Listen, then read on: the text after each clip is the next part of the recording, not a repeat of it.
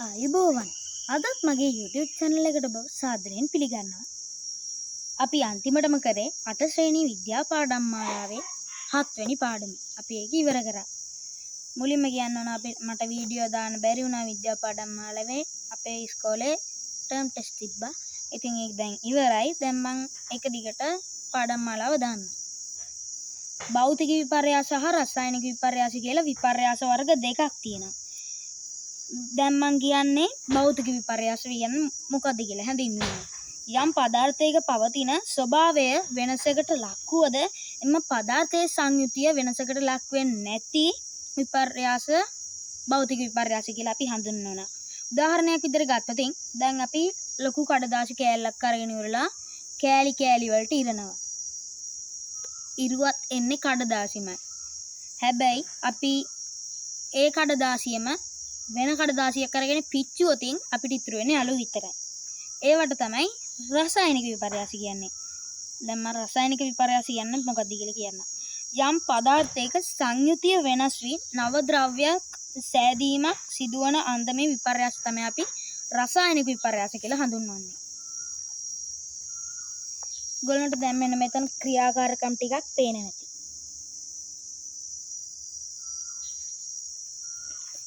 ඔයගොල්ලන්ට දැන් මෙතන 8 ක්‍රියාකාරකම පේනව නේද?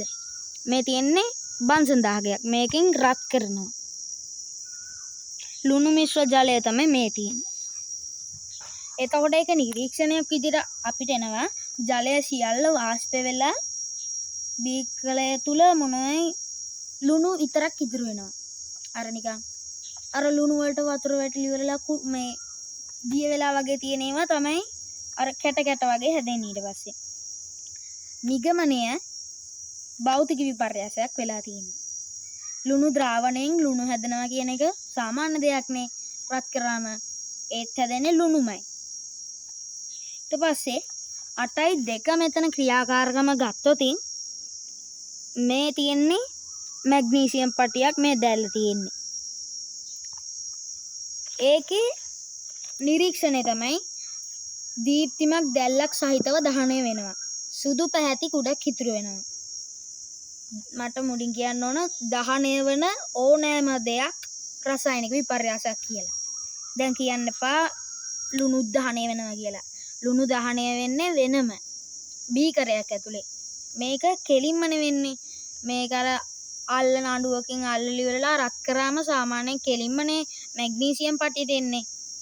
එතකොට අර ලුණුයි මේක අතර කිසිම සම්බන්ධයක් නැහැ. එතකොට අපිට මේකට නිගමනයට එන්න පුළුවන් රසායනික විපර්යාසයක් සිදු වෙලා කියලා.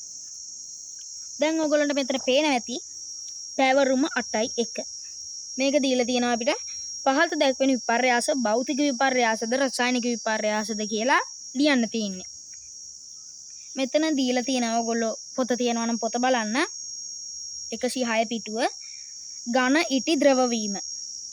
ඒක භෞතික විපර්යාසයක්. යකඩ මල බැඳීම. ඒක රසායනික විපර්යාසයක්. කළු ගල් කැබලි වලට කැඩීම. ඒක භෞතික විපර්යාසයක්. ජලය වාෂ්ප වීම. ඒක භෞතික විපර්යාසයක්. මං කියවනේ දහනය වෙන ඕනම දෙයක් රසායනික විපර්යාසයක් කියලා. කපුරු පෙති දහනය රසායනික විපර්යාසයක්. රතිඤ්ඤ කරලක් දැල්වීම රසායනික විපර්යාසයක්. මොකද දහනය වෙනවනේ ඒක. දර දහනය. ඒක දහනය කියලාම තියෙනවා. එතකොට ඒකත් රසායනික විපර්යාසයක්.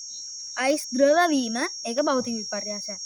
මොකද ඒක අපිට ශීතකරණය තියලා අයිස්ම හදාගන්න පුළුවන්. ඊට පස්සේ අපිට ඊළඟ මාතෘකාව තියෙනවා අවස්ථා විපර්යාස හා භෞතික විපර්යාස.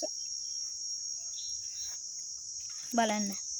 අවස්ථා විපර්යාස සිදුවන විට සංයුතිය වෙනස් වී නව ද්‍රව්‍යයක් සෑදීම සිදු නොවන නිසා ඒවා භෞතික විපර්යාස වෙනවා. මම කලිනුත් කිව්වා භෞතික විපර්යාස හැඳින්වීම. ඔයගොල්ලෝට මෙන්න මෙතන 8යි ක්‍රියාකාරකම 8.3 වගුව පේනවාද? මම ඒක කියන්නේ. මෙතන තියෙනව නේද? පළවෙනි එකේ ඉටි කැබැල්ල කැකෑරුම් නලයකට දමා රත් කර නිරීක්ෂණය සිසිල් වලනට හැර නැවත නිරීක්ෂණය කරන්න. එතකොට නිරීක්ෂණ විදිහට අපිට ඝන ඉටි ද්‍රවයේ සිසිල් වන විට ද්‍රව ඉටි ඝන වේ. මම මේ පාඩම ඉවර කළා මේ වගුව කළා ඉවරලා නවත්තන්නම්. මොකද වීඩියෝ එක දිග වැඩි වෙන නිසා. බීකරයකට අයිස් අරගෙන රත් කර නිරීක්ෂණය කරන්න. අයිස් කැටය මුළුමනින්ම ජලය බවට හැරීමෙන් පසු එම ජලය තව දුරටත් රත් කරන්න.